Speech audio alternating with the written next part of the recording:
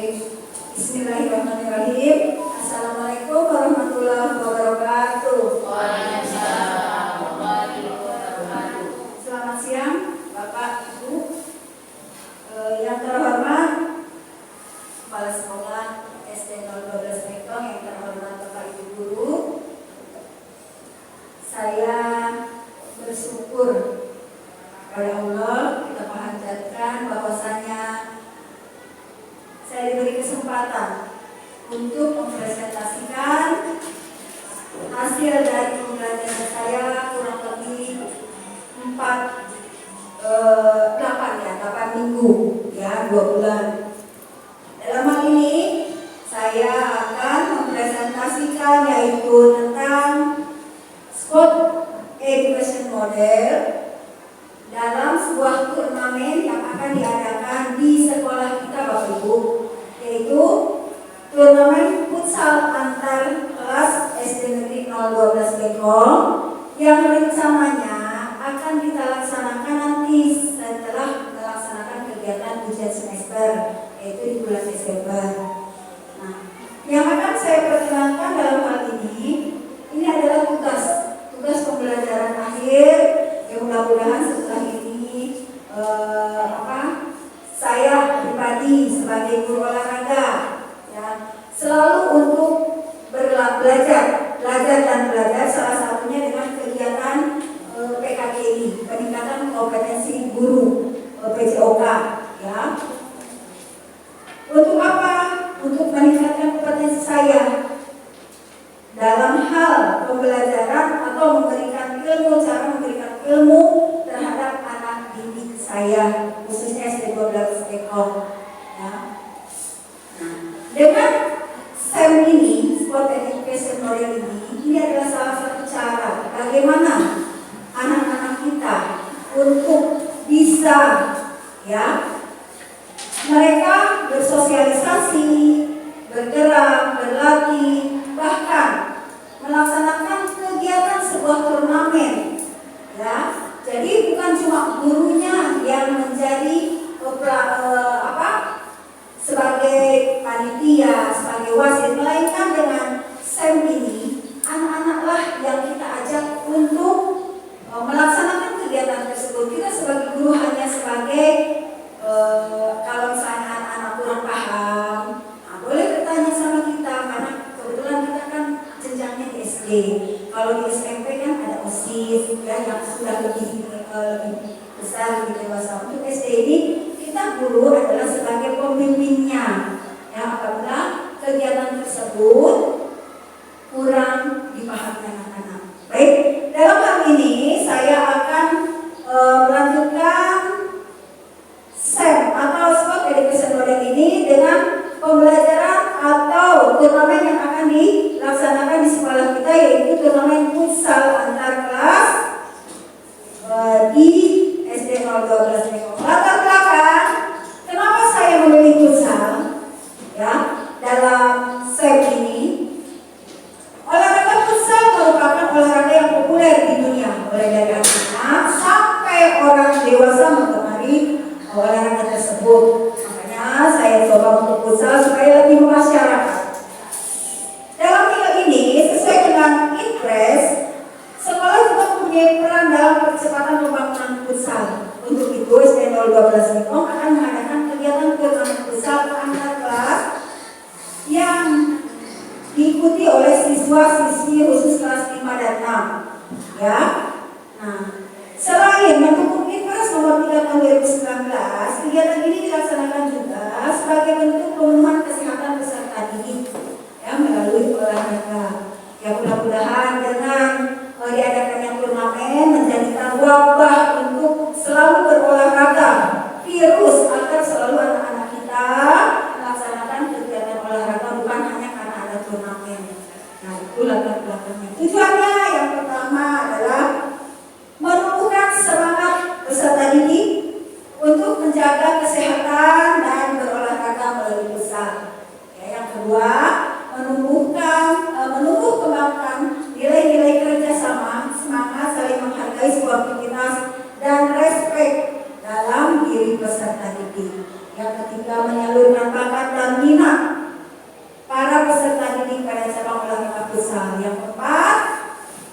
mengenalkan dan memberi pengetahuan kepada peserta didik bagaimana menyusun dan melaksanakan sebuah kompetisi. Nah, itulah yang disebut dengan SEM tadi ya.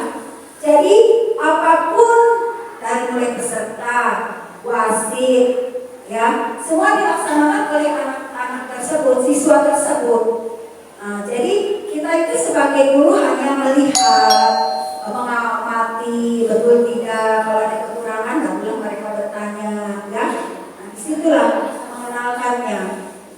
Capaian yang diharapkan dan langkahnya. Di sini ada capaian dan tujuan. Semua peserta didik mendapatkan pengalaman pembelajaran berbasis SEM dalam bentuk sebuah kompetisi. Ya, mereka jadi tahu, oh seperti ini ya.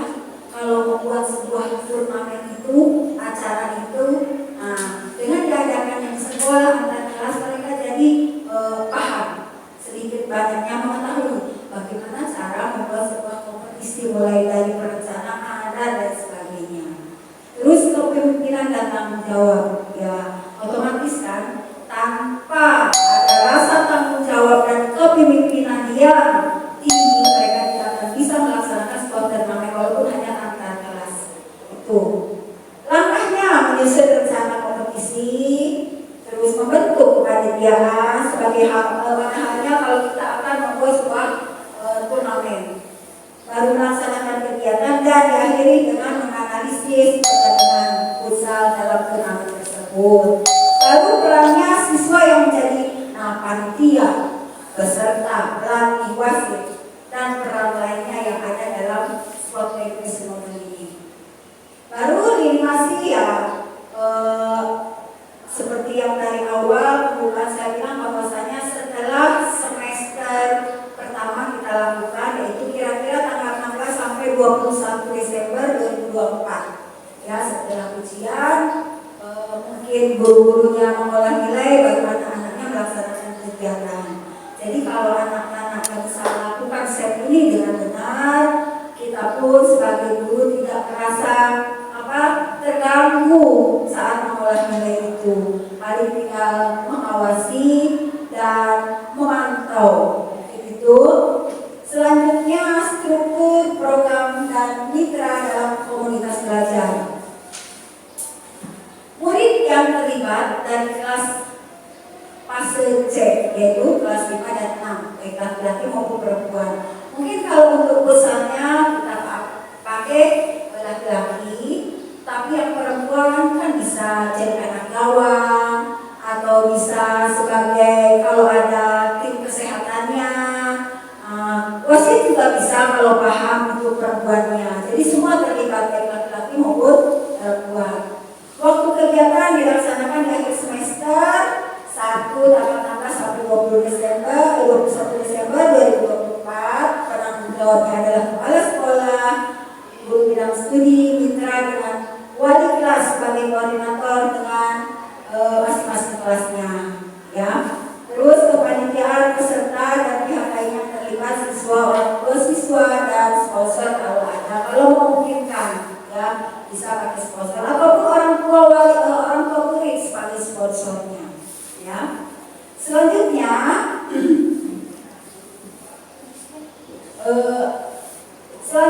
kapasitas yang dimiliki di sekolah kita. Maksud dari kapasitas itu aset yang ada di sekolah kita. Ya, yang pertama sumber daya manusia, ada kepala sekolah, ada guru dan tenaga pendidikan yang profesional yang saya tahu. Rata-rata ya alhamdulillah sekolah kita kan sudah profesional semua dengan tanggung jawab penuh terhadap sekolah kita. Terus saya sendiri sebagai guru mata pelajaran PJOK, komite sekolah dan juga orang tua itu adalah aset yang ada di sekolah kita sebagai sumber daya manusia dan aset fisik yang ada di sekolah kita. Alhamdulillah ruang kelas kita juga sudah cukup. Kalau ada hal-hal yang perlu kita musyawarahkan, lapangan sekolah kita juga termasuk lumayan walaupun tidak seperti halnya lapangan futsal yang sesungguhnya. Terus bola futsal juga ada, kaos-kaos atau jersey baju juga ada, dan stopwatch atau fluid sebagai alat juga alhamdulillah sekolah kita sudah lengkap. Selanjutnya rencana evaluasi. Pertama, tujuan pembelajaran. Meninjau ketercapaian tujuan pembelajaran dalam SEM. Yang kedua, umpan balik dari murid. Yang ketiga, refleksi guru terhadap perencanaan, pelaksanaan, dan pengelolaan SEM. Lalu yang keempat, evaluasi kinerja tim, meninjau kolaborasi dan kinerja tim dalam SEM. Karena kita masih SD ya, otomatis harus ditinjau, perhatikan, diawasi betul. Selanjutnya, evaluasi penerapan konsep parplay, meninjau penerapan konsep parplay dan sikap sportif integrasi dengan baik selama pelaksanaan. Mengevaluasi bagaimana murid menghormati aturan, menghargai lawan, dan menunjukkan etika olahraga yang baik. 6. Yaitu evaluasi manajemen kelas dan pengelolaan waktu atau efektivitas keaktifan murid yang terlibat sesuai dengan perannya. Jadi jangan lupa untuk selalu mengevaluasi, baik itu dalam pelaksanaannya maupun dalam administrasinya. Ya, sebagai guru kita sebagai yang harus memantau ya kegiatan anak-anak kita, walaupun kenyataannya SEM itu adalah anak-anak semua yang bekerja, tetapi kita sebagai guru tetap harus memantau mereka. Nah, kemungkinan tantangan yang akan kita hadapi. Yang pertama, pengelolaan waktu, jadwal yang padat dan keterbatasan waktu dapat mempengaruhi penyelenggaraan. Waktu pada saat itu kan kita habis ujian semester, mungkin dengan padatnya jadwal kita koreksi, keterbatasan waktu sehingga akan mempengaruhi penyelenggaraan. Makanya dengan keadaan seperti itu saya buat ya anak-anaklah sebagai panitia, anak-anaklah sebagai penyelenggara dengan SEM itu. Sebab seandainya tidak melibatkan anak-anak dalam hal itu, ya bisa kita rasakan bagaimana kita harus mengolah nilai, bagaimana kita harus mengikuti kegiatan anak-anak di luar, kalau sepenuhnya kita yang melaksanakan sebagai wasit, sebagai ini. Nah, jadi untuk itu sengaja dibuat SEM itu biar pengelolaan waktu pun bisa berjalan dengan bagus. Yang kedua, faktor alam atau cuaca ya. Karena lapangannya outdoor atau di luar, maka akan sangat terpengaruh kondisi cuaca yang mungkin tiba-tiba hujan. Ya, kalau panas yang namanya di lapangan mungkin tidak begitu masalah. Karena ya kalau panas anak-anak aman aja. Tapi kalau hujan mungkin anak-anak aman, senang, cuma resikonya lebih banyak ya. Jadi untuk itu kemungkinan dari tantangan tersebut harus kita antisipasi ya.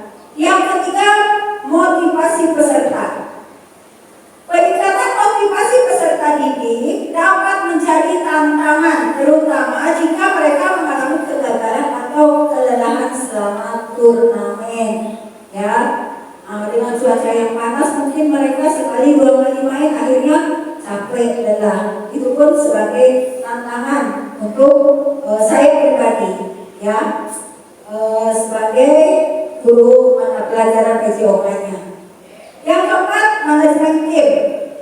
Kesulitan dalam manajemen tim termasuk perbedaan kemampuan, kepribadian atau konflik antar pemain. Mungkin kita sudah tahu ya, anak kita semua anak berbeda-beda karakternya.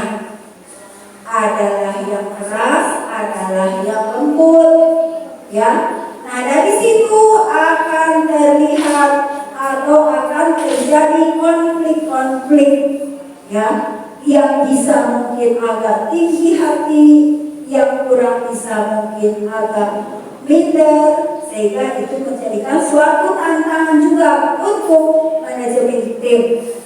Ya, jadi dengan adanya tantangan-tantangan itu tentu kita harus cari solusinya ke depannya. Ya, seperti apa? Yang kelima, evaluasi dan umpan balik. Memberikan evaluasi yang efektif dan memberikan umpan balik yang konstruktif dalam setiap peserta. Ya, seperti yang di nomor 4 tadi, tidak semua anak sama. Ada kekurangan dan kelebihan.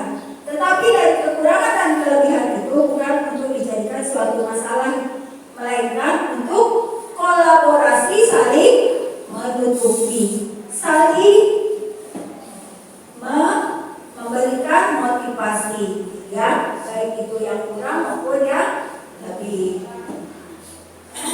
Yang keenam, keterlibatan orang tua dan komunitas. Kurangnya dukungan atau keterlibatan orang tua dan komunitas dapat mempengaruhi motivasi dan dukungan peserta. Tentu, ya, di sini walaupun orang tua tidak istilahnya menonton atau mengikuti kegiatan anak-anaknya di sekolah, tetapi motivasi dari orang tua tentu akan sangat berguna untuk anak-anaknya. Ya, salah satu contoh misalnya motivasi atau keterlibatan dukungan dari orang tua. Anaknya mau main, orang tuanya tidak mengizinkan, kan tidak akan terjadi. Itu salah satu contoh yang kecil. Atau mungkin anaknya mau pakai sepatu futsal, tapi orang tuanya tidak memberikan. Itu juga suatu tantangan. Sehingga kita harus selalu komunikasi dengan orang tuanya, ya, terlibat komunikasi dengan orang tuanya. Baik, selanjutnya solusinya. Tadi karena ada tantangan-tantangan itu otomatis kita harus tahu, harus antisipasi dengan solusi apabila terjadi kemungkinan-kemungkinan yang tadi dihadapi. Ya, yang pertama penjadwalan yang efisien. Mudah-mudahan dari tanggal 16 sampai 21 itu dengan kondisi tadi selalu kita berharap selalu cuacanya bagus, sehingga dengan jadwal yang efisien itu kita bisa terlaksana dengan cepat dan tidak molor waktunya. Yang kedua, menggunakan pendekatan positif dan memberikan motivasi tambahan melalui pengakuan dan pujian. Ya, dari anak-anak yang kurang selalu memberikan motivasi. Anak-anak yang lebih dipuji atau diberi motivasi lebih, ya, mungkin dengan kata bagus, hebat, bisa dilanjutkan, sehingga dia termotivasi untuk lebih baik dan lebih baik lagi. Lalu komunikasi terbuka dengan segera mengenai konflik, apapun itu konfliknya yang terjadi, jangan dibiarkan, terutama dalam tim, ya. Misalnya tim kelas 6A yang kebetulan jadi panitia, adalah yang tidak mau suruh jadi wasit, tidak mau. Nah, kenapa masalahnya? Nah, kita bantu untuk menyelesaikannya, jangan sampai berlarut-larut sehingga jadwal yang sudah ditentukan tidak terjadi. Ya. Lalu selanjutnya memberikan umpan balik secara individual untuk setiap peserta. Ya. Apapun itu hasilnya, berikan motivasi selanjutnya. Jangan mentang-mentang sudah berhasil, sudah pergi. Apalagi kalau tidak berhasil, selesai di situ. Berikan motivasi atau sedikit pujian, apapun itu, ya, supaya tambah semangat. Selanjutnya, mengadakan pertemuan dengan orang tua siswa untuk mengadakan sosialisasi tujuan program, supaya lebih orang tua yang mengerti dan paham apa yang akan dikerjakan anak-anaknya di sekolah. Ya, minimal kita informasi ke orang tua, mungkin lewat wali kelasnya dengan grupnya, atau bisa saja mewakili salah satu setiap kelasnya orang tua, sehingga saling menginformasikan kepada orang tuanya bahwasanya akan diadakan ini, apa keperluan anaknya. Alhamdulillah kalau bisa upload, kalaupun tidak bisa upload sama orang tuanya, minimal ada